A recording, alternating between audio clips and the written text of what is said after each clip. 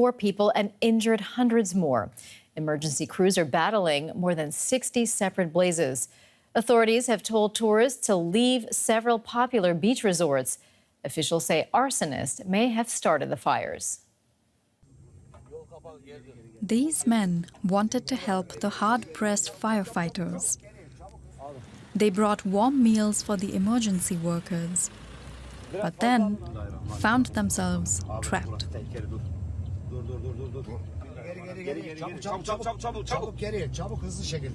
Despite what they called hellish conditions, they managed to drive to safety. Like them, thousands of people in southern Turkey are in danger. The fire came suddenly and turned everything to ashes. We barely got out alive. The children went one way, we went the other. It's absolutely devastating. Amidst the chaos, some even had to extinguish the flames themselves.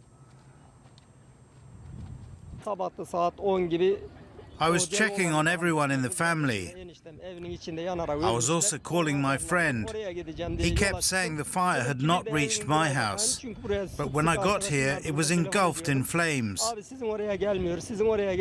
We managed to put some of it out. In popular resorts along the coast, tourists had to flee from their hotels. Many were ferried to safety. Satellite data shows these are the hottest wildfires ever seen in Turkey, with some areas sizzling at almost 50 degrees Celsius. By now, we were hoping to contain some of the fires. We can cautiously say things are improving, but we cannot say they are under control. Investigators are looking into whether the first fires were started by arsonists. However they began, the authorities are now dealing with a full-scale disaster. DW correspondent Dorian Jones joins us now from Istanbul with more. Dorian, what can you tell us about the situation right now with the fires? Well, the firefighters are already battling in inferno conditions, with these fires being whipped up by these strong, powerful, dry winds which continue to fire the fires, which continue to create a trail of death and destruction.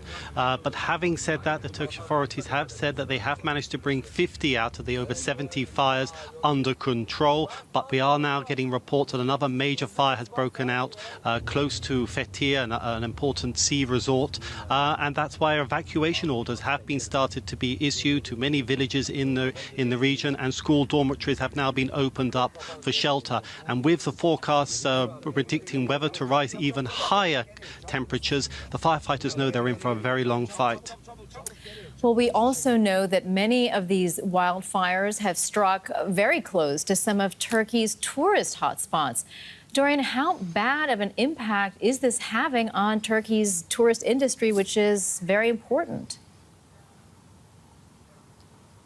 Well, absolutely. And the Turkish tourism industry has been recovering from the pandemic epidemic, which saw income fall last year by over 70%. There was a hope that this year could be a turning point, but these fires have dealt a hammer blow to this. Now, authorities have been saying that the major resorts are safe, which are popular with not only Turks, but people from all across Europe. But now they have started to issue warnings for tourists to leave some resorts. And even before those warnings, a number of hotels had to be evacuated. In one case, dramatically, people were evacuated by sea because the only road to that hotel had been cut off. Now that these latest fires will continue to deal more woe to the hotel owners in the region. And for sure, a terrifying situation for these tourists and also the residents in the area.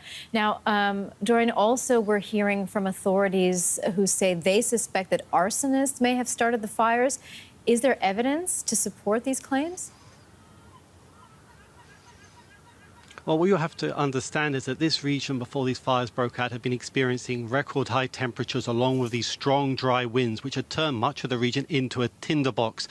So the fact of fires was not unexpected. But authorities say that it's because several of these fires started in quick succession has led to them to suspect possible foul play. And top suspect is this Kurdish separatist group, the PKK, which is fighting the Turkish state for decades and has in the past warned that it would target Turkey's tourism area. But having said that, Turkish government claims of arson come as it is facing mounting criticism of the fact that Turkey only has 3 firefighting planes